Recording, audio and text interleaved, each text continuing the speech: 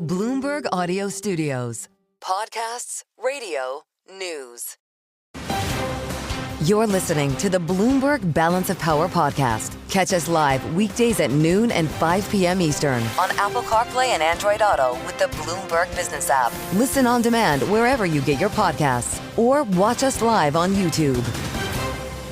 Keeping an eye on both ends of Pennsylvania Avenue and where they're intersecting today, as a meeting is set to take place at the White House between top administration officials, including Treasury Secretary Scott Bessent, and leadership on Capitol Hill from both chambers, inclusive of House Speaker Mike Johnson, the Senate Majority Leader John Thune, as well as the heads of the tax writing committees, Senator Mark Crapo and Congressman Jason Smith, all there to talk tax cuts and reconciling the different ways in which the House and Senate would like to see those tax cuts pursued in budget reconciliation.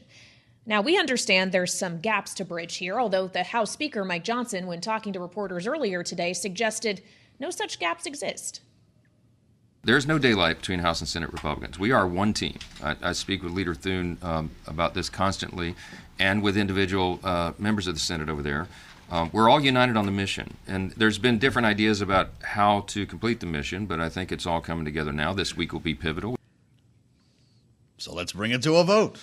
Running Bloomberg's Capital Influence team, Megan Scully, with her eyes on Capitol Hill, and joining us now at the table ahead of our conversation with Congressman Marlin Stutzman. Megan, it's great to see you. Of course, this is not a layup. This is a threading of the needle with some very big issues. We're talking again to remind everybody about extending Trump tax cuts, potentially lifting the debt limit, and doing it all without adding to the debt. Is that possible? Yeah, maybe if we do some fuzzy math, which is what they're recommending, particularly in the Senate, basically not counting a renewal of Trump's tax cuts as new cuts, basically deficit neutral, so then they can move forward on some of the other promises the president has put forth, like no taxes on Social Security or no taxes on tips.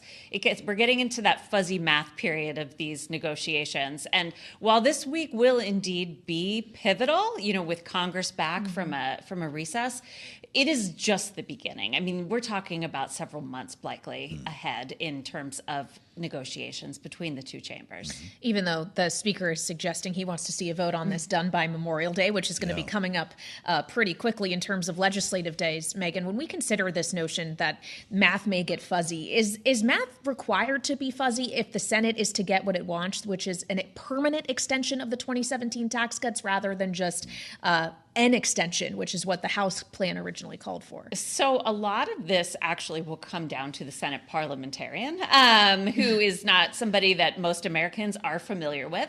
And she will rule, Elizabeth McDonough is her name, and she will rule essentially what is allowed and what is not allowed in this debate in terms of how we're counting these tax cuts and how we're counting these spending, any new spending, et cetera, et cetera. So a lot of this will be happening behind the scenes, and we'll see how it plays out in the coming months.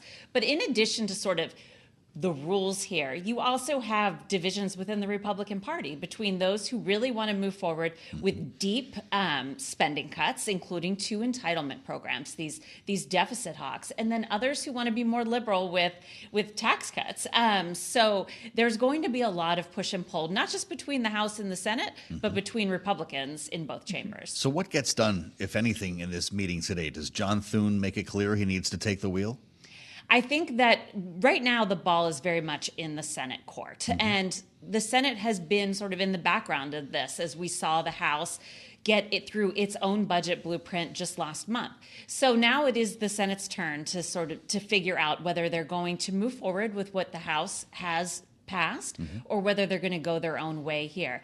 As you mentioned a few minutes ago, the debt ceiling is a key component of this. We're going to have a new X-date projection later this week. And, we're anticipating that to be this summer sometime. And do they deal with that as part of this whole, Republican-only bill on tax cuts, or do they do it separately and require Democrats to weigh in as well? Well, we know President Trump has expressed some pretty strong feelings about what he thinks should be done with the debt ceiling recently. He either wants it lifted until he's out of office or abolished. It doesn't seem that he's expressed much specificity as to what wants to be done with it, other than that he wants it addressed? How much is it his voice that matters above all others in this conversation? So certainly we have seen him, matter very much in these negotiations, including making calls to lawmakers as they're walking onto the floor.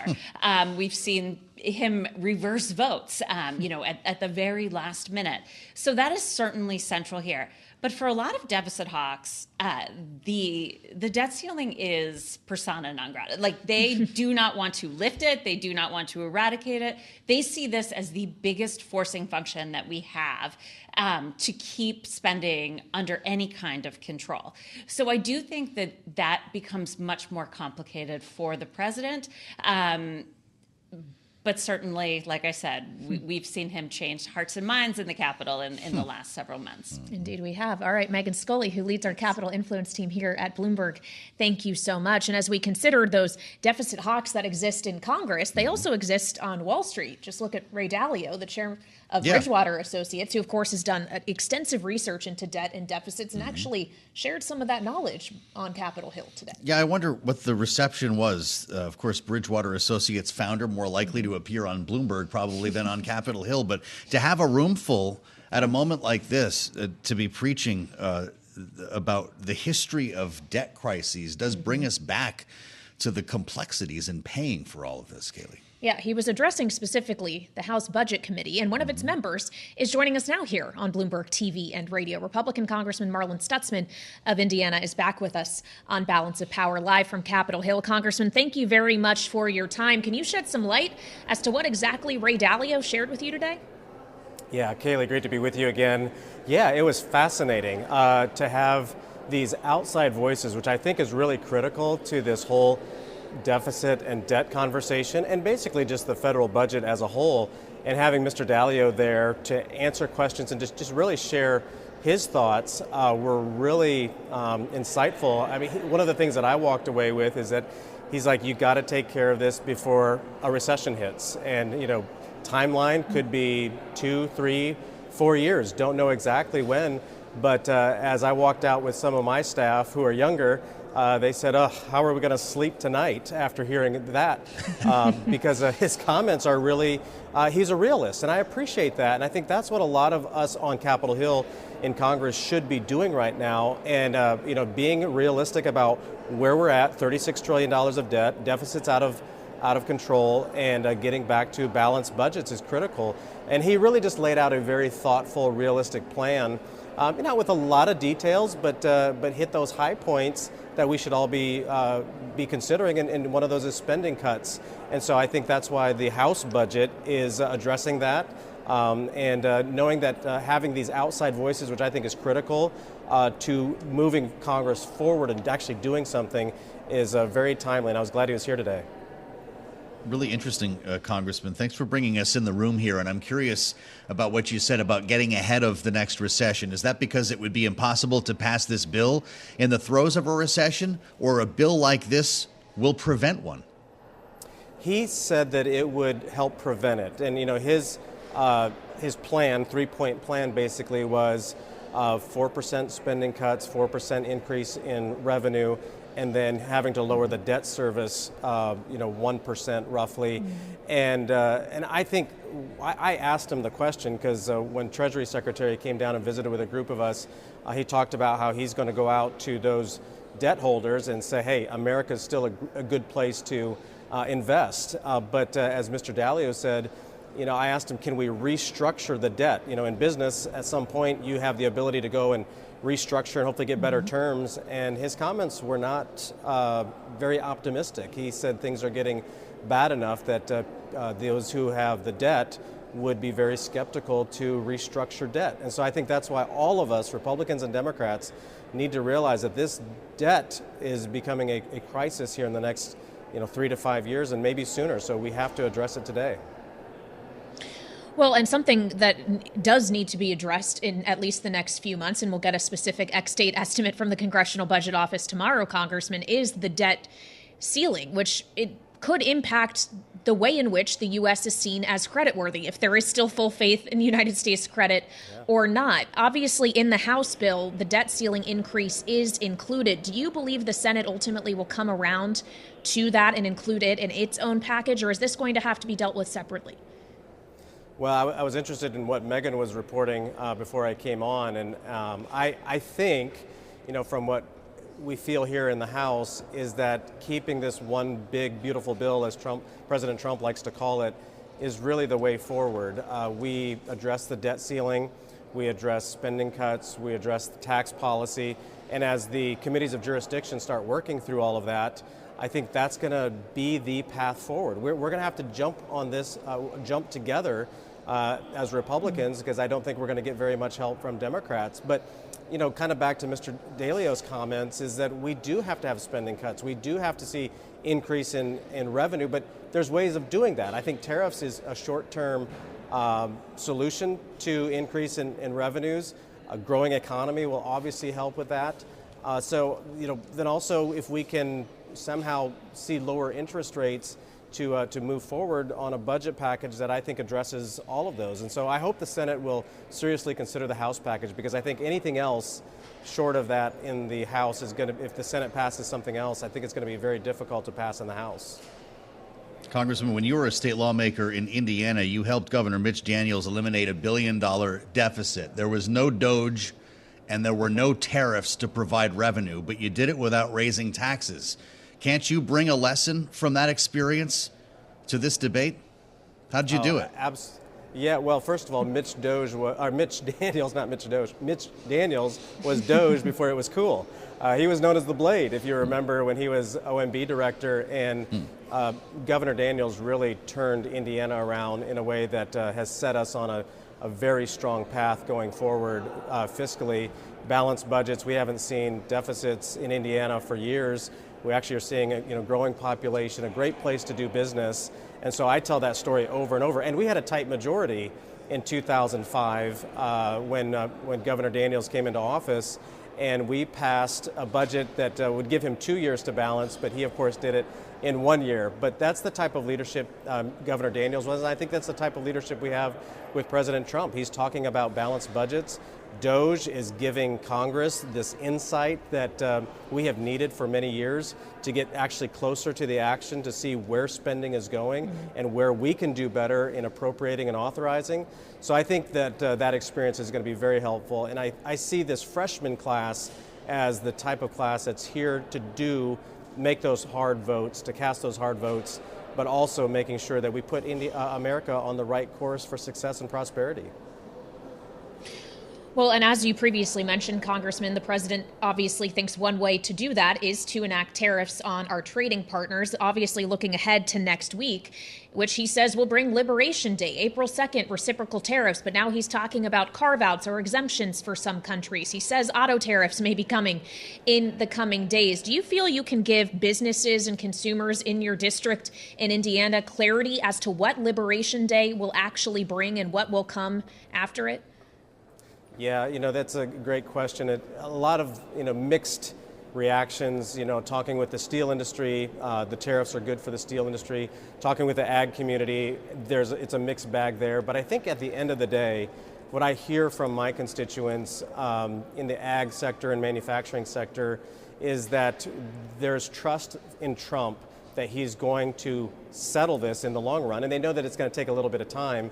They also know that deregulation is coming, and that's going to be helpful to the economy, energy production and the cost of energy, and then also just simply confidence. If we get these tax rates, if we make them permanent, or even if we extend them for 4 or 5 years, which I think would be sufficient to just give certainty, will make a huge difference, and then whatever volatility is seen from the tariffs, we can ride through that. But there's going to be days that there's question marks, but I think in the long run, there's a lot of trust for President Trump, knowing he's a businessman, knowing he's been through things like this before. And also, the fact that reciprocal tariffs just simply mean if you're going to tariff us $1, we're going to tariff you $1. And at some point, I hope the conversation leads to, hey, what if we just lower all tariffs down and really have fair trade and free trade? A world with no tariffs. Congressman Marlin Stutzman It's great to have you back, sir, from Indiana's 3rd District. Republican voice today from Capitol Hill as these meetings take place on both ends of Pennsylvania Avenue. We'll be tracking, of course, the reconciliation process for you on the regular here. Alongside Kailey, Leinz, I'm Joe Mathieu in Washington. It's great to have you with us on Bloomberg TV and radio as we assemble our panel next on a busy day here in the nation's capital. Stay with us on the fastest show in politics. This is Bloomberg. You're listening to the Bloomberg Balance of Power podcast. Catch us live weekdays at noon and 5 p.m. Eastern on Apple CarPlay and Android Auto with the Bloomberg Business app. You can also listen live on Amazon Alexa from our flagship New York station. Just say, Alexa, play Bloomberg 1130. Washington, of course, was abuzz yesterday and remains so today on the story that published in The Atlantic by its editor-in-chief, Jeffrey Goldberg, who detailed his apparently inadvertent inclusion in a group chat on the encrypted messaging platform Signal with some of the most senior members of the Trump administration, who were discussing strikes on Houthi targets in Yemen. And according to Goldberg's reporting, the Defense Secretary, Pete Hegseth, actually shared specific detail as to the planning of these strikes, what the targets were, weaponry that could be used, details that Goldberg himself actually omitted in the article given national security concerns. But Hegseth is not the only character in this story. There's also the National Security Advisor, Mike Waltz, who started the chat initially and apparently inadvertently added Goldberg, who Donald Trump, the president, is defending as a good man today. And there were others too, including the Director of National Intelligence, Tulsi Gabbard, and the Director of the CIA, John Radcliffe. Those two, perhaps unluckily, were already scheduled to appear before the Senate Intelligence Committee today for a hearing, and they faced some tough questions about it. Here's this exchange between Radcliffe and the committee's Democratic ranking member, Senator Mark Warner. Director Radcliffe, were you on the group chat? Senator, I was on a Signal messaging group. So you were the John Radcliffe on that chat? I was. Thank you. Those were procedures that were implemented. Director Radcliffe. My staff implemented those processes, followed those processes, complied with So are those you saying processes, that and finally, just please, so my communications, to be clear, in a Signal message group were entirely permissible and lawful and did not include classified information. Well, we will make clear. that determination. One of the more mild exchanges between CIA Director Radcliffe and Mark Warner, the top Democrat on that panel, as Kailey mentioned. And that's where we start with our political panel today. Rick Davis is back with us, Republican strategist and partner at Stone Court Capital, alongside Democratic strategist Roger Fisk, former special advisor to President Barack Obama. Great to have both of you back with us. Roger, this hearing was supposed to be boring. It was originally titled Worldwide Threats, an open hearing to start at 10 a.m. on a Tuesday. Worldwide threats. Is the threat in this case coming from inside the House? Well, a funny thing happened on the way to the forum, right? So obviously what happened yesterday clears the decks. And I think it's good that these folks happen to be in front of a very highly respected bipartisan committee with Senator Warner really being one of the standard bearers about the conduct that everyone should exercise when around and using classified intelligence.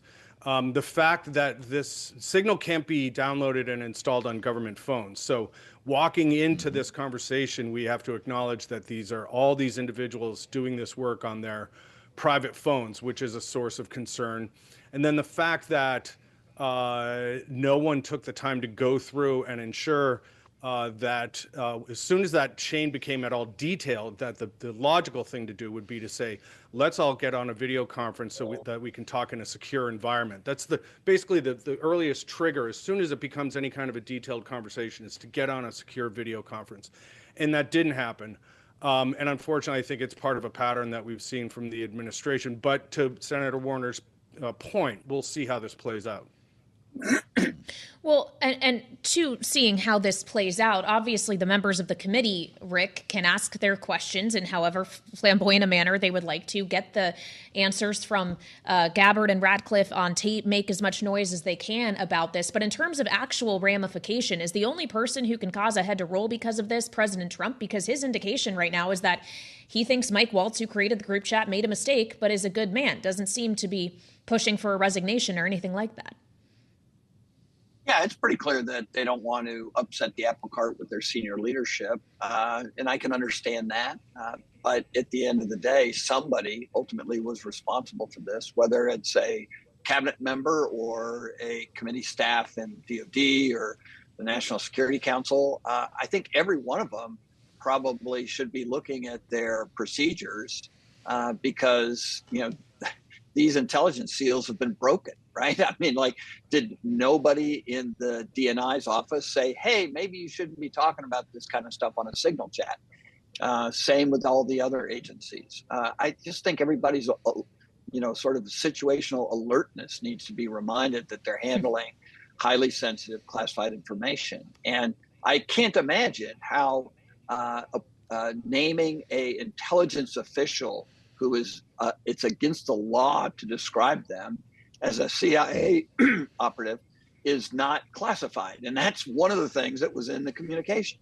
So I think all this debate about what's classified, what's not, is sort of beating around the bush. I think everyone, the appropriate response today should have been, yeah, this wasn't the right thing to have done. And we need to find ways of being able to communicate with each other, which is critically important, but do it in a more classified fashion. Another instance in the naming of that CIA officer where the Atlantic chose not to publish sensitive information here, classified information as the case may be. Roger, you had a top security clearance when you were in the Obama administration.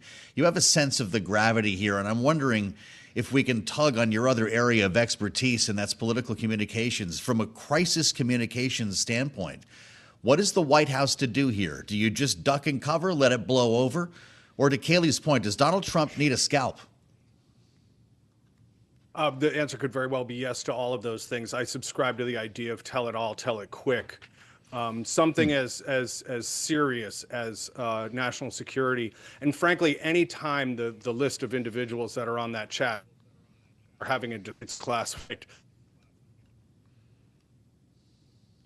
Seems we're having a little bit of difficulty with Roger's connection there. We'll try to work on that. Rick, as we consider not just the way in which this is being viewed domestically and how the administration may need to be messaging what happened here to a domestic audience, I also wonder about another audience that's at play, which is U.S. allies, some of which share intelligence with the United States. There was some revealing dialogue taking place between officials, including the Vice President, J.D. Vance, and Defense Secretary Pete Hegseth, about Europe and how they didn't want to be bailing out Europe again when it comes to shipping traffic through the Red Sea. If you're a European ally looking at this Atlantic article, what are you thinking?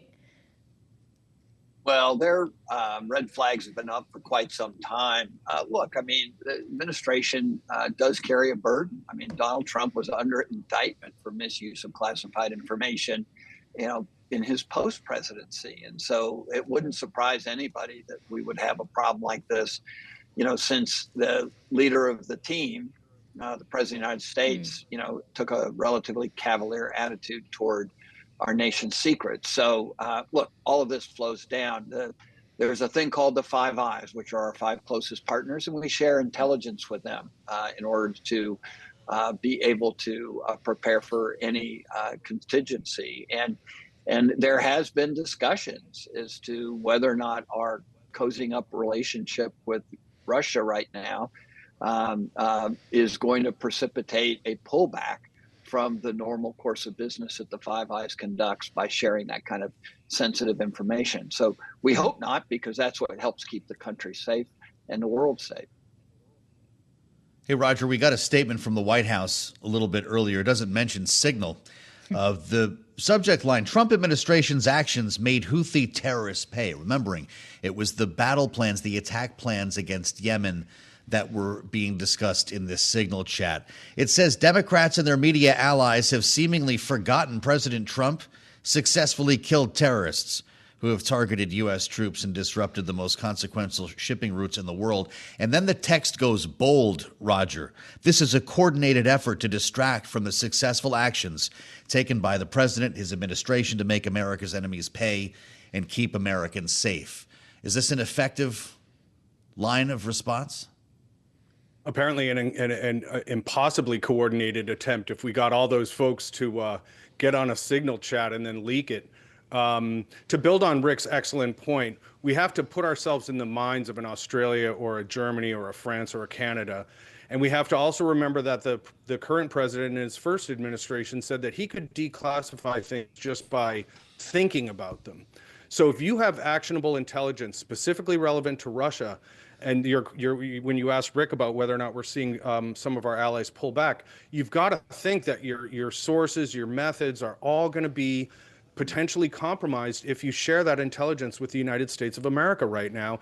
And then you add on to that this cavalier attitude that we see in the chat yesterday, which is just not serious, sober national security professionals. I've been in these discussions, and that's not how these people conduct themselves. The backslapping, the chest thumping, etc. Then any reasonable ally would look at that and say, you know what, it's probably better that we don't share that information with the United States of America.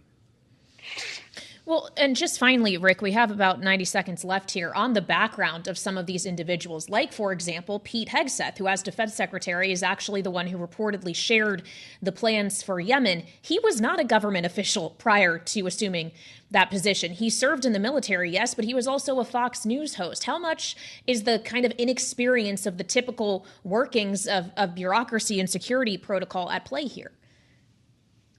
Look, my preference, I like people coming out of non-government roles. I think sometimes we get stagnation with too many people who've made government their life. So I wouldn't criticize that because, look, if you're smart enough to serve in this role and get through Senate confirmation, you're smart enough to be able to play by the rules and to see traps. And regardless of what this looks like, it could have been just a trap, right? In the sense that, you see something that probably isn't right. Maybe we shouldn't be on Signal, but you take action, you do something about it. That's what we need, is just the awareness of our senior leadership to see these kinds of things. They happen every now and then. It's not necessarily intentional, but they've got to take action and say, hey, let's change this to talking on our secure computer system, because that is where we ought to be having this conversation.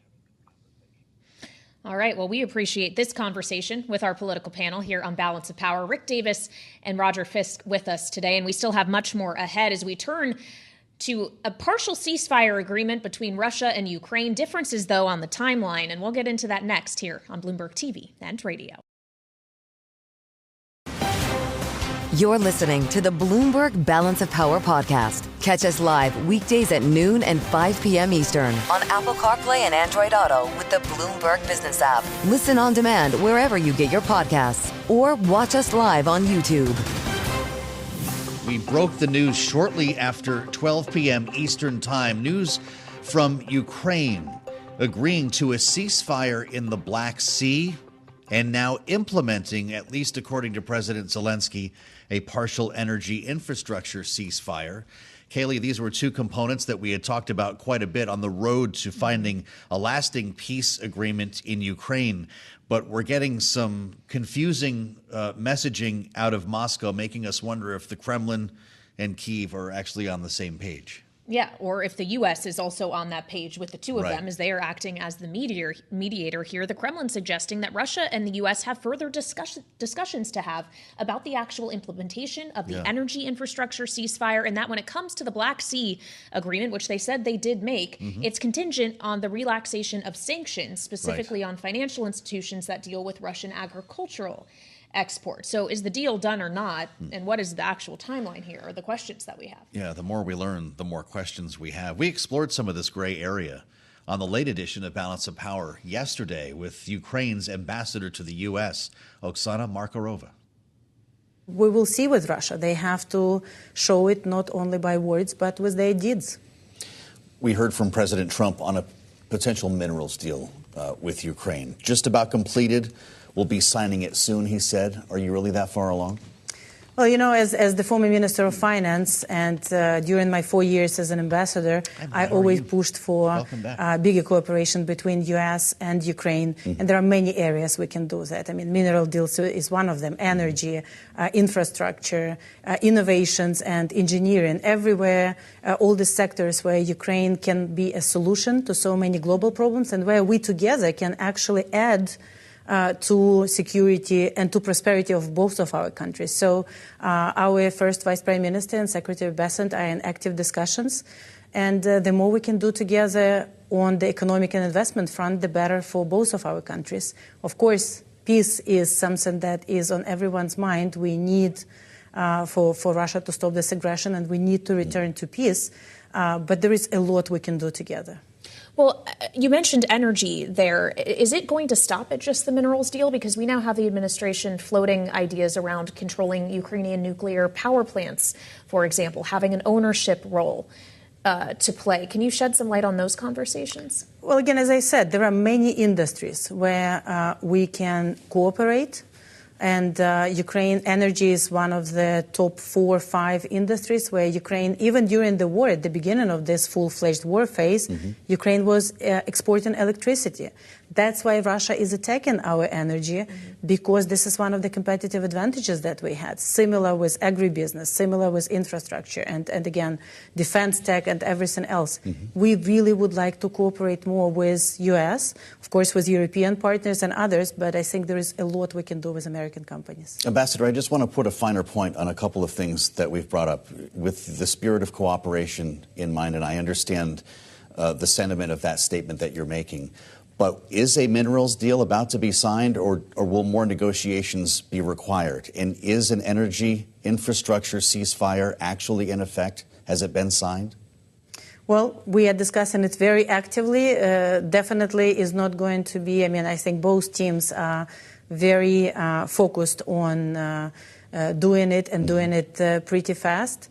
But of course, as we all know in investment and finance, you have to discuss everything. The more you agree and discuss everything before you sign, the better and partnership afterwards. But we are doing it at a very quick pace. Speaking of quick pace, the White House appears to be targeting for a full ceasefire to start April 20th. Is that a timeline that Ukraine sees as realistic? It's just weeks away at this point. Well, even more than a week ago, our president said we are ready for it. So, again, it takes 2 to dance. And Ukraine wants this ceasefire. We are ready for ceasefire. We actually want a full-fledged and just peace. But it's not going to be Ukraine that is going to be impediment for that. That was our conversation, or part of it, with the Ukrainian ambassador to the United States, Oksana Markarova, yesterday. Of course, Joe, today the narrative seems to have changed slightly, although we still lack a great deal of clarity as to the actual implementation of this partial ceasefire. And just getting some headlines out of Riyadh, Saudi Arabia, where Ukrainian officials still are. Its defense minister saying Ukraine is ready for a new meeting to work out truce details, suggesting there is still things that need to be worked out. Yeah, we may have been a little over our skis, and by that I mean Ukraine and the U.S. helping them announce these headlines at noontime Eastern today. It's not even 2 o'clock yet, and we have a sense that this may not have been exactly what it appeared. Great timing to have Mara Rudman with us in studio today, joining us here on Balance of Power, professor at the University of Virginia's Miller Center, former U.S. diplomat. Great to see you, and thank you so much for coming. Read between the lines for us here. What feels real at the moment? Did Ukraine speak too soon? I'm not sure if Ukraine spoke too soon, because the United States had also put out statements. Yeah. I think Ukraine is trying to navigate being forward-leaning in terms of responding to what the United States wants and how they want it said and put, and knowing that their Russian counterpart is not doing the same and is perhaps being measured by different terms. So I think that the Ukrainians put out what they had thought they had agreed to, which is the Baltic Sea issue, the Black Sea issues, which, by the way, benefit Russia more than Ukraine. So they were coming in, putting that out, showing their willingness, and the Russians had been silent. And apparently have come out now more recently with something, but much more measured. So it could be a failure of the United States negotiators to recognize They were in parallel negotiations, that they hadn't gotten Russia. It could be them trying to push Russia further publicly by showing what Ukraine is willing to do, but in any case, it continues to put Ukraine in an uncomfortable position. Well, and when we consider what Russia said, it was that, yes, they agreed to a Black Sea ceasefire, but it was contingent upon sanctions relief. What do you make, Mara, of the suggestion that sanctions relief could already be coming despite it not being a full ceasefire agreement? I make that the Russians believe, at least, that they are calling the shots here, and that they say jump and the United States says how high, and then translates that to the Ukrainians. So they're trying to get more from a deal. The question is whether they said that in the room to Steve Witkoff and others, or whether they're now saying it after the fact. At this point, we see a couple of headlines crossing the terminal that I just want to mention. Russia says it is not considering the transfer of the Zaporizhia nuclear power plant, which is something that had been floated by President Trump at one point. He said, we're dividing up land, we're talking about power plants. Also announcing the White House here that the president will be meeting with U.S. ambassadors a bit later, 2:45 p.m. And I wonder if the Signal story is going to come up. This is something that we've been talking about. I don't know why else you're corralling all U.S. ambassadors. There's a bit of concern about the way this is being received, not just at home, but also by our allies abroad. The sharing of war plans on the Signal app inadvertently to a journalist. We saw some pretty tough testimony today on Capitol Hill with the two top intelligence officials in this administration, Tulsi Gabbard, CIA Director Ratcliffe, suggesting that classified information was not shared on this app. How do we say that with a straight face? So I'm glad I wasn't the one in the position of having to say it. Judging from my past experience as a staffer or senior staffer at the National Security Council, I would say that the only way you can interpret that last statement as accurate is if the Secretary of Defense, I think they're pointing at this, for example, on his own, unilaterally declassified information. Okay. For example, information about war planning. He would have had to have moved that information from the high side, the classified side, to what is an unclassified system, Signal, whether encrypted or not. So somehow they may be interpreting that in the process of doing that, that should be read as a de facto declassification. Would that be borne out in an audit? It would be if there is that kind of thorough audit. I think some on the Hill want it. It's not clear that others do. I've got to say I was surprised with Chairman Tom Cotton, who is by any measure a war hawk and someone who I'm sure is very careful himself about security operations. I was surprised at his unwillingness to lean into those questions. Well, we certainly saw the leaning in on the behalf of others, Democratic senators, specifically on this. And I wonder, as we consider the troubling nature of a number of factors of this story, is it so much about the way in which these officials were communicating with each other, or what it may signal in terms of not just internal U.S. government intelligence sharing, but external intelligence sharing with partners who may not want their classified information transmitted through means such as Signal? Sure. I think it's in all of the above. So certainly what they were communicating was a huge problem. How they were communicating it was a huge problem. And then I would go further to say, in the context of what they were communicating, they showed they have a very different view of who our friends and partners and allies are than is commonly understood.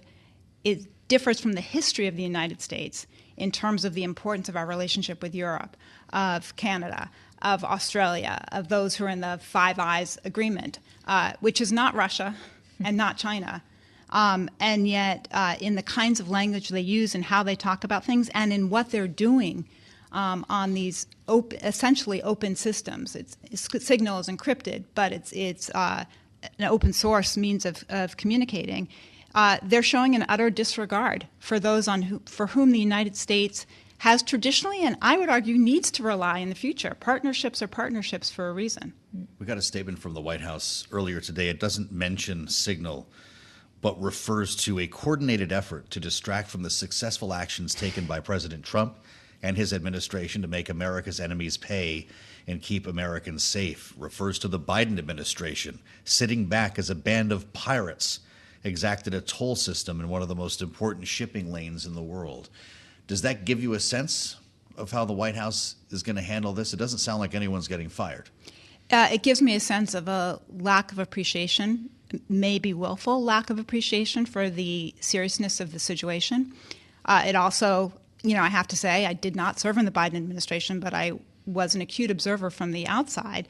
And it's a serious allegations and quite unfair allegations about what the Biden administration did or didn't do with respect to the Houthis. They certainly took a number of actions. You can disagree with the intensity of their actions, but using that kind of language is as problematic as using the language that was reported to be on the Signal chat about European allies. We just have a minute left, but to the point you were making on the discussions of Europe, Pete Hegseth suggesting they're freeloaders, J.D. Vance saying he doesn't want to bail them out again. Do you see that as a misunderstanding of what actually is at stake in the Red Sea? Because they seem to think it was mostly Europe's problem, that the U.S. didn't really necessarily need to be doing this. I would view it more broadly as a and more in a deeper sense as a misunderstanding of how to best achieve U.S. security and protect the American people.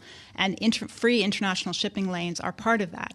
And also having a strong partnership with allies in Europe, our NATO allies who have been with us and who have benefited from being with us, but the United States has also benefited in return. So I think you put the United States at serious jeopardy with those kinds of statements and allegations. All right, former U.S. diplomat Mara Rudman, now at University of Virginia's Miller Center, here with us in our Washington, D.C. studio on this story. Thanks for listening to the Balance of Power podcast. Make sure to subscribe if you haven't already at Apple, Spotify, or wherever you get your podcasts. And you can find us live every weekday from Washington, D.C. at noontime Eastern at Bloomberg.com.